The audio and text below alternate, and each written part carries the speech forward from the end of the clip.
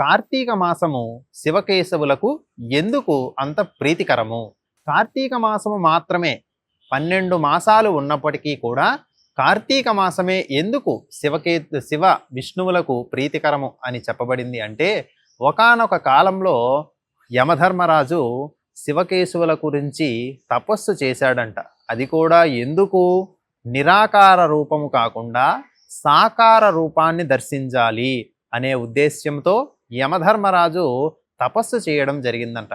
అలా తపస్సు చేసినటువంటి యమధర్మరాజుకు ఆ యొక్క తపస్సుకు మెచ్చి పరమేశ్వరుడు విష్ణు సహితముగా బ్రహ్మ పద్మపీఠంగా ఉండగా వామభాగంలో విష్ణువు, దక్షిణ భాగంలో శివుడు కలిసినటువంటి రూపంతో సాక్షాత్కారాన్ని ప్రసాదించారు. అది కూడా సశక్తియుతుడై కనిపించడం వలన యమధర్మరాజు చాలా ఆనందాన్ని పొంది శివునకు విష్ణువుకు కలిపి 54 కలిపి 108గా అంటే అష్టోత్తర శతనామ స్తోత్రం చేయసాగాడంట. అది కూడా ఒక విష్ణునామము ఒక శివనామము కలిపి మొత్తము 108 నామాలతో అష్టోత్తరము చేయసాగాడు. శివకేశవులు కలిపి అవతరించినటువంటి కాలం కాబట్టి ఈ యొక్క కార్తీక మాసము శివునికి నారాయణునికి అత్యంత ప్రీతిపాత్రమైనది. యమధర్మరాజుకు అనగా యముడికి జ్ఞానము కలిగిన మాసము కాబట్టి ఈ మాసాన్ని జ్ఞానమాసము అని కూడా అంటారు. మనకు సాధారణంగా దీపాన్ని జ్ఞానానికి ప్రతినిధిభూతంగా చెప్తాం. ఒక జ్యోతి ఉంది అంటే దానిని మనము ముట్టుకునే సాహసం చెయ్యం. ఎందుకు అంటే అది సాకార రూపంగా ఉండేటటువంటి నిరాకార రూపము, అలానే నిరాకార రూపంగా ఉండేటటువంటి సాకార రూపము.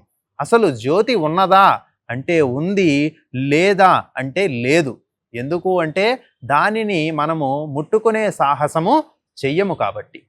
ఈ యొక్క జ్ఞానాన్ని పొందడానికి యమధర్మరాజు చేసినటువంటి ప్రయత్నము చేత దీనిని విశేషంగా జ్ఞానప్రద మాసముగా అనగా విష్ణువును నారాయణుణ్ణి ఎవరైతే ఈ మాసంలో భక్తి శ్రద్ధలతో పూజిస్తారో వారి యొక్క అనగా శివకేశవుల యొక్క ప్రీతిని పొంది ఆ యొక్క విష్ణు సాయుధ్యాన్ని కైవల్యాన్ని పొందడానికి అవకాశం ఉంటుంది అని చెప్పబడింది. అలానే ఈ కార్తీక మాసంలో ప్రత్యేకించి దీపాలకు విశేషమైనటువంటి ప్రాధాన్యత ఇస్తారు.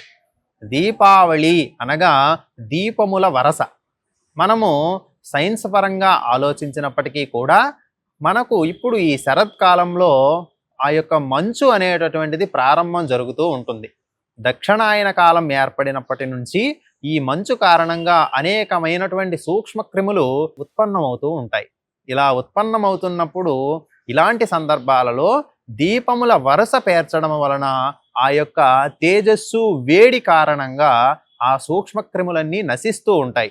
అందువలన దీపముల వరసను పేర్చడము అనగా దీపావళి కార్యక్రమాన్ని మనం నిర్వహించడము, తరువాత వచ్చేటటువంటి ఒక నెల రోజుల పాటు ప్రతి దినము కూడా దీపాలను ఏర్పాటు చేయడం ద్వారా ఈ యొక్క ప్రకృతికి మనము ఎంతో మేలు చేసినటువంటి వారము అవుతాము. అలానే విష్ణువు శివుడి యొక్క అనుగ్రహాన్ని కూడా మనము పొందుతాం.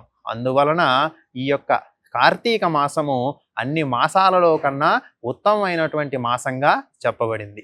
అలాగే యమధర్మరాజు ఈ కార్తీక మాసంలో శివకేశవులు ఇద్దరిని బ్రహ్మపీఠ సహితముగా దర్శించాడు కాబట్టి ఆ యొక్క యముడికి దానాలు అంటే ఇష్టము కాబట్టి, అంటే ప్రీతి కాబట్టి ఎవరైతే దానము చేయడానికి ముందుకు వస్తారో అలాంటి వారికి యమబాధలు ఉండవు కాబట్టి ఆ యమధర్మరాజు అనుగ్రహము చేత శివకేశవులకు కూడా ఈ కార్తీక మాసము ఎంతో ప్రీతికరంగా మారిందని మనము చెప్పవచ్చు. ఈ కార్తీక మాసంలోనే శివకేశవులను యమధర్మరాజు దర్శించాడు కాబట్టి కూడా మనకు కార్తీక మాసము ఎంతో విశిష్టమైనటువంటిది మరియు జ్ఞానమాసంగా చెప్పబడినది.